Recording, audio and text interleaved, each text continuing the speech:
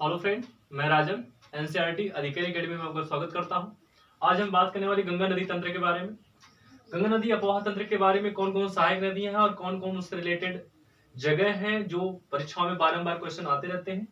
तो आइए हम बात करते हैं गंगा नदी अपोहा तंत्र के बाएं तथा दाएं तरफ से मिलने वाली जो प्रमुख नदियां हैं या जो उप नदियां हैं उनकी क्या क्या इंपॉर्टेंस है गंगा नदी तंत्र के बारे में। ठीक है, तो पहले हम गंगा नदी तंत्र को देखेंगे।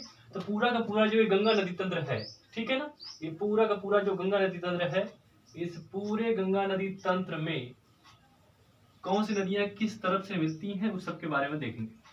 ठीक है, तो गंगा नदी तंत्र के जस्ट बाएं तरफ की वाली बात करेंगे। तो बाएं तरफ की बात करेंगे तो गंगा नदी तंत्र में बाएं तरफ से मिलने वाली सबसे पहली नदी आप देखेंगे रामगंगा। रामगंगा के किनारे बरेली शहर है। उसके बाद ये आके मिलती है कन्नौज के पास किससे, गंगा नदी से। दूसरे नंबर पे आप देखेंगे फाल्गु झील से निकलने वाली गोमती नदी। गोमती नदी के किनारे लखनऊ है, जौनपुर है, और ये आगे गाजीपुर में मिल जाती है किससे, गंगा नदी से। उसके बाद काली या शारदा नदी आती है, घाघरा नदी से मिल जाती है, और घाघरा की संयुक्त धारा आती है राप्ती नदी में मिल जाती है। अर्थात जहां काली शारदा मिलती है घाघरा से उसका नाम बहराइच है, और जहां पर घाघरा नदी आती है राप्ती नदी से वह देवरिया में आके मिलती है। और गोरखपुर जो शहर है या जो डिस्ट्रिक्ट है वह राप्ती नदी के किनारे स्थित है। ठीक है ना, ये आके मिलती है कहां पर, गंगा नदी में मिल जाती है। अगला है गंडक नदी आ जाती है बाएं तरफ से आपके गंगा नदी से। ठीक है, फिर कोसी नदी, कोसी नदी बिहार का शोक, ठीक है, बिहार का शोक कही जाने वाली कोसी नदी भी बाएं तरफ से आके मिलती है। उसके बाद आप देखेंगे महानदी, महानदी दार्जिलिंग पहाड़ी से निकलती है और ये अभी आके क्या बाएं तरफ से मिल जाती है गंगा नदी। दाएं तरफ से मिलने वाली या पूरे गंगा नदी तंत्र में सबसे बड़ी अपोहा तंत्र वाली जो सहायक नदी है उसका नाम क्या है, यमुना नदी है। इसके पहले मैंने देखा था यमुना नदी जो है यमुनोत्री से निकलती है और ये मिल जाती है प्रयागराज में। ठीक है, तो पहले इस बाएं तरफ से मिलने वाली जो सबसे बड़ी अपोहा तंत्र वाली नदी है या दाएं तरफ से भी, इन दोनों में सबसे बड़ी अपोहा तंत्र वाली नदी अगर कोई है सहायक नदियों में गंगा की, तो वह यमुना ही है। तो यमुना की कुछ इंपॉर्टेंट देख लेते हैं। तो यमुना नदी के किनारे दिल्ली शहर है, मथुरा शहर है, आगरा शहर है। यमुना नदी के किनारे कौन कौन है, दिल्ली है, मथुरा है, आगरा है, इटावा है, हमीरपुर है, बांदा है। ठीक है, ये सभी के सभी शहर कहाँ है, यमुना नदी के किनारे ही है। अब लेकिन इंपॉर्टेंट क्या है कि गंगा नदी की, यमुना नदी किनारे दिल्ली है, मथुरा है, आगरा है, ये नीचे आती है। तो यहाँ से एक सेट धारा निकलती है चंबल की। चंबल की कुछ सहायक नदियां भी हैं, कौन कौन है, बनास। क्वेश्चन बहुत बार आता है कि बनास नदी हो गया बाएं तरफ से, दाएं तरफ से पार्वती हो गया, दाएं तरफ से काली या सिंध हो गया। ये सब किसकी सहायक नदी है, चंबल की। और चंबल नदी किसकी सहायक नदी है, यमुना की। और यमुना किसकी सहायक नदी है, तो गंगा की। तो चंबल नदी जाके यमुना मिल जाती है कहां पर, इटावा के पास। ठीक है, फिर संयुक्त धारा निकलती है यमुना की, चलती है आगे, उसके बाद आके सिंध नदी मिल जाती है। फिर आगे चलती है हमीरपुर के पास बेतवा नदी मिल जाती है यमुना में। फिर बांदा के पास केन नदी मिल जाती है यमुना में। फिर यमुना आगे चलती है प्रयागराज या त्रिवेणी संगम के पास गंगा में मिल जाती है। गंगा संयुक्त धारा चलती है आगे, उसके बाद इसमें टोंस नदी आके मिल जाती है दाएं तरफ से। फिर दाएं तरफ से कर्मनासा नदी हो गई, फिर सोन नदी हो गई, फिर पुनपुन नदी हो गई, फिर फाल्गु नदी हो गई। और आगे देखेंगे पश्चिम बंगाल के पास कोलकाता से रिलेटेड हुगली नदी।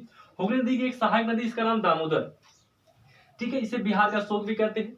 ठीक, और यहाँ हुगली नदी है विश्वासघाती नदी है। ठीक है ना, हुगली नदी को विश्वासघाती नदी कहती है। और हुगली नदी की सहायक नदी है दामोदर, दामोदर को कहते हैं बंगाल का शोक। ठीक है, और ये हुगली की संयुक्त धारा मिलती है किसमें, गंगा नदी मिल जाती है, किधर, दाएं तरफ से। ठीक है, इस तरह से आपने देखा कि बाएं तरफ से मिलने वाली कौन नदियां हैं और दाएं तरफ से मिलने वाली कौन कौन नदियां हैं। और ये संयुक्त धारा निकलती है और चली जाती है पश्चिम बंगाल में। पश्चिम बंगाल से पार होते हुए जैसे ही हम बांग्लादेश की बात करते हैं तो यही गंगा किसका नाम परिवर्तित किया जाता है, पद्मा नदी। और एक क्वेश्चन आता है फरक्का बैराज खासकर किसमें है, तो गंगा नदी से रिलेटेड है। और कब मिलता है, जब हुगली नदी आके इसमें मिलती है तब। तो गंगा नदी में हुगली नदी के प्रवेश या मिलाप के कारण वहां पर फरक्का बैराज बनता है। और उसकी संयुक्त धारा आगे चलती है, बांग्लादेश में जैसे प्रवेश करती है ऑटोमेटिक पद्मा नदी के नाम से जानी जाती है। फिर बाद में उसकी ब्रह्मपुत्रा से मिलने के बाद वो मेघना हो जाती है और संयुक्त धारा चल जाती है सुंदरवन डेल्टा। ठीक है, जो विश्व का सबसे बड़ा डेल्टा। इस तरह से पूरे नदियों के क्रम में हमने देख लिया कि कौन कौन सी नदी बाएं तरफ से, कौन कौन सी नदी दाएं तरफ से है। सबसे बड़ी सहायक नदी कौन है, यमुना नदी। ठीक है, अब यहाँ पर बात करेंगे बाएं तरफ से। तो रामगंगा हो गया, गोमती हो गया, काली या शारदा हो गया, घाघरा हो गया, राप्ती हो गया, गंडक हो गया, कोसी हो गया, महानंदा। ये सब कौन सी नदी है, बाएं तरफ से। और दाएं तरफ की बात करेंगे तो यमुना हो गया, कर्मनासा हो गया, सोन हो गया, पुनपुन हो गया, फाल्गु हो गया, दामोदर हो गया या हुगली हो गया। ये सब दाएं तरफ से मिलने वाली नदियां हो गई। ठीक है, जिसमें सबसे बड़ी सहायक नदी कौन हो गई, यमुना नदी। इस तरह से पूरे गंगा नदी तंत्र की क्या क्या इंपॉर्टेंट है उस बात को हमने देख लिया। और उसके साथ साथ कौन बाएं तरफ से मिल रही है, कौन दाएं तरफ से मिल रही है, और किस किस नदी के किनारे कौन कौन सा शहर या कौन कौन सी डिस्ट्रिक्ट या कौन कौन सा जिला स्थित है, और कौन कौन सी स्थितियां, कौन कौन से बैराज या कह सकते हैं कि जल संधियों का जुड़ाव हुआ है।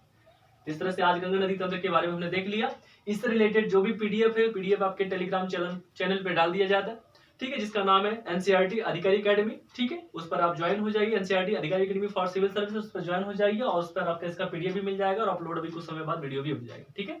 तो आज के लिए इतना ही, थैंक यू।